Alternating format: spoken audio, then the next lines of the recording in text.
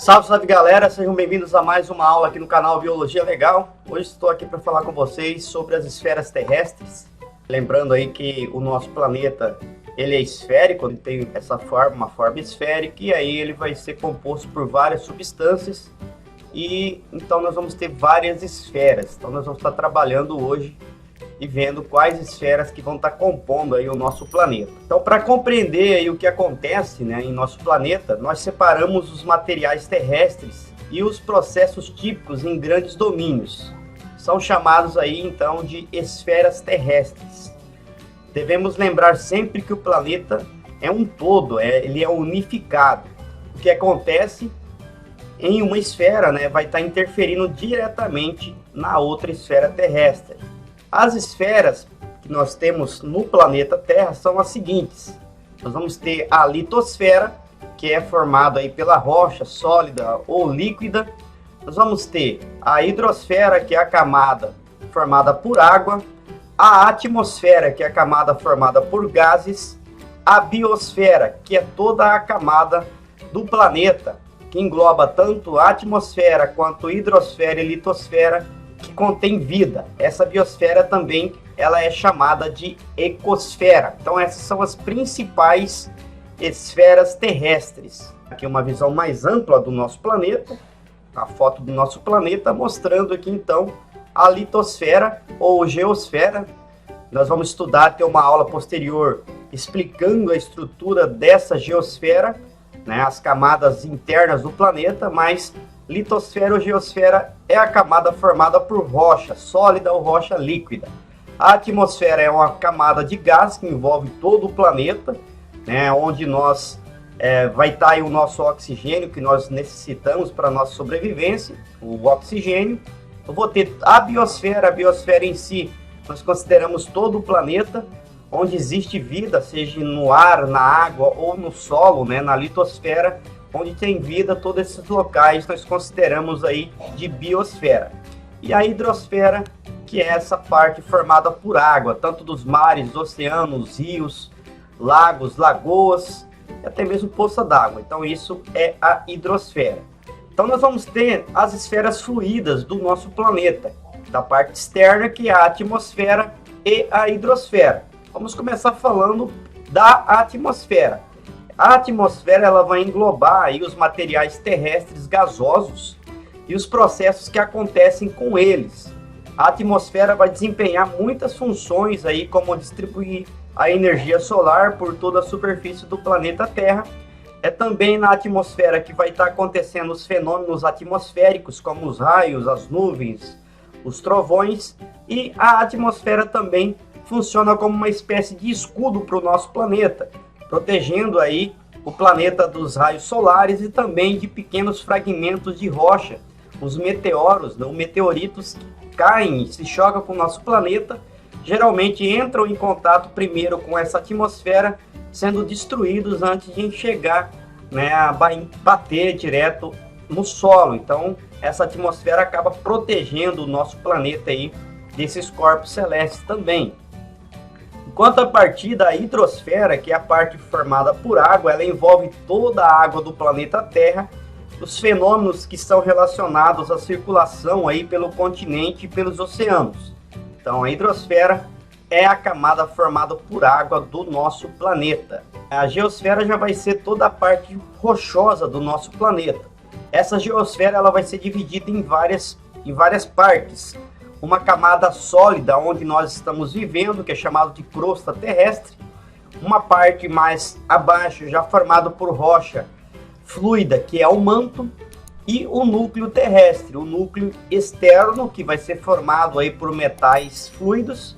E um núcleo interno, que é formado por metais já aí sólidos. Então a geosfera, e ela vai conter então essa crosta terrestre, o manto terrestre e o núcleo. Então a litosfera envolve, né, um envoltório sólido aí, rochoso, do nosso planeta. E vai acontecer as transformações dessa litosfera, as transformações que acontecem como a erosão, por exemplo, os movimentos das placas tectônicas, né, vão ser transformações geralmente lentas, que demoram a ser visualizadas. É nessa geosfera, né, que ocorre a interação dos fenômenos aí da superfície e do interior do planeta. É nessa geosfera ou litosfera que ocorre também os terremotos e os vulcões, que é as erupções vulcânicas, né, que nada mais é do que o extravasamento aqui de manto, de parte desse manto de rocha líquida que acaba saindo por fissuras ou por rachaduras aí na crosta terrestre, liberando rocha líquida, né, a chamada lava, esse manto, né, quando sai externa e vai acabar formando rochas, rocha dura futuramente. Então, essa é a característica da nossa geosfera. A geosfera é a litosfera que crosta pelo manto e pelo núcleo externo e pelo núcleo interno. A litosfera é essa camada mais externa aqui, que é composta pelo manto superior, pela parte superior do manto, e pela parte externa, pela crosta terrestre.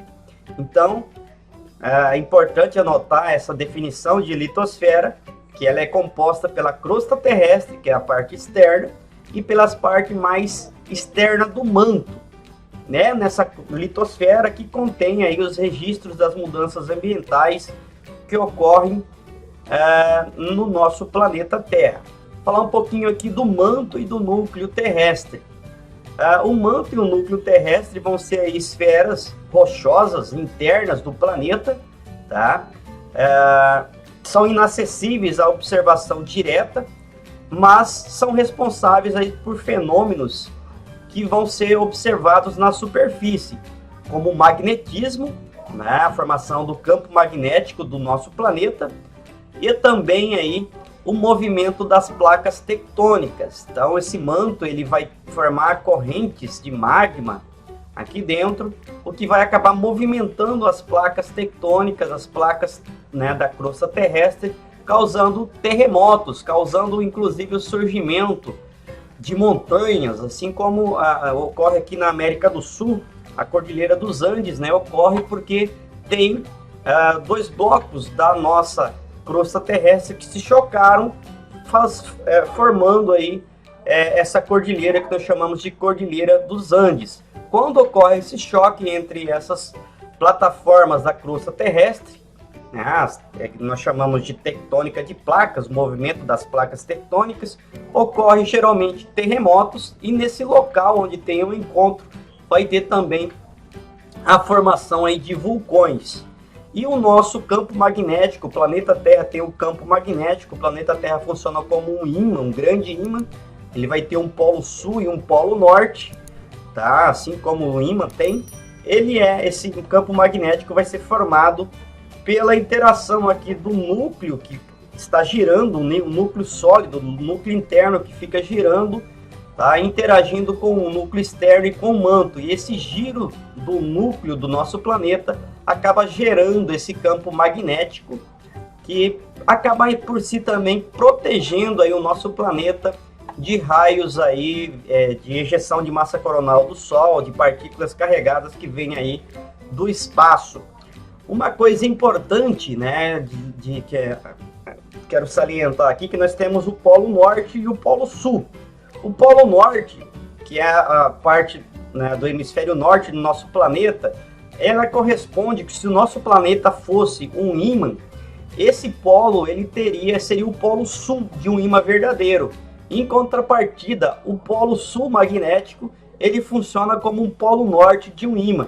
Então, por isso que quando você tem uma bússola ali com um ímã, sempre a parte norte, tá, vai estar indo para o norte, mas esse norte, na verdade, é o polo sul, porque polo sul atrai o polo norte. Como a bússola, o norte da bússola vai apontar sempre para essa parte que nós chamamos hoje de polo norte, ficou assim por convenção, né, conhecido como polo norte magnético, tá? Porém, ele funciona aí mais como um polo sul mesmo, daqui do planeta.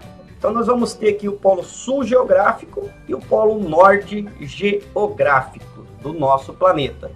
Lembrando que esse campo magnético vai ser formado pela interação aqui entre os componentes internos do nosso planeta, o núcleo interno sólido se movimentando com a velocidade diferente do manto e do núcleo externo, formando então aí, né, os campos magnéticos do nosso planeta, que vai formar uma outra esfera, que é a chamada de magnetosfera, que acaba protegendo também o planeta, né, aí dos raios solares ou de ejeção de material aí, né, ejeção de massa coronal do Sol. Inclusive a aurora boreal e a aurora austral acontece geralmente nos polos, porque vai vir uma parte de matéria carregada do Sol, ejetado do Sol, e esses campos magnéticos acabam levando essas partículas carregadas para o polo norte ou para o polo sul do planeta, formando aquela fenômeno chamado de aurora boreal ou aurora austral, que vão estar acontecendo aí nos polos do nosso planeta Terra. Nós vamos ter aí uma camada do planeta, né, composta por vida, que vai estar englobando tanto a atmosfera, quanto a hidrosfera, quanto a litosfera. Essa camada de vida nós chamamos geralmente de ecosfera. É uma camada muito fina, situada entre o topo da litosfera e a atmosfera. Sua parte mais larga tem um pouco mais de 15 quilômetros de espessura. Nessa ecosfera aparecem os efeitos aí dos processos das demais esferas. Nós vamos encontrar água no estado sólido, no estado líquido, no estado gasoso nessa ecosfera, e isso permite aí o aparecimento, desenvolvimento e a manutenção da vida no nosso planeta. Essa ecosfera, então, ela mantém a vida, inclusive a vida da espécie humana, que interage aí na ecosfera com a matéria inanimada. Então nós estamos inseridos na natureza, nós fazemos parte da natureza e dessa ecosfera. Existe uma parte chamada de pedosfera. A pedosfera nada mais é do que a parte do planeta composta por solo. O que é o solo? Solos são partículas de rocha que foram fragmentados. Então nessa pedosfera vai ocorrer aí o deslocamento de partículas de íons e gases dissolvidos, criando aí um ambiente então rico em nutrientes para as plantas e para os animais. No topo dessa pedosfera, né, ocorre a interação que é mais intensa, formando assim o solo que constitui a base da vida terrestre. A vida e a morte dos organismos aqui nos solos, na pedosfera, tanto de animais, vegetais, fungos, por sua vez, são essenciais para a formação do solo. Então, o solo ele não vai ser formado apenas por fragmento de rocha, mas também por matéria orgânica, por restos de seres que estão em decomposição, ou humus, por exemplo, que é, né, folha em decomposição. E nós vamos ter uma outra camada muito importante, porém recentemente criada, essa nomenclatura, que é a noosfera ou esfera social. Essa noosfera ou esfera social, ela faz parte da biosfera, porém, né, ela é classificada assim, sendo o local onde existe vida humana, onde existe a sociedade. Por isso o termo esfera social.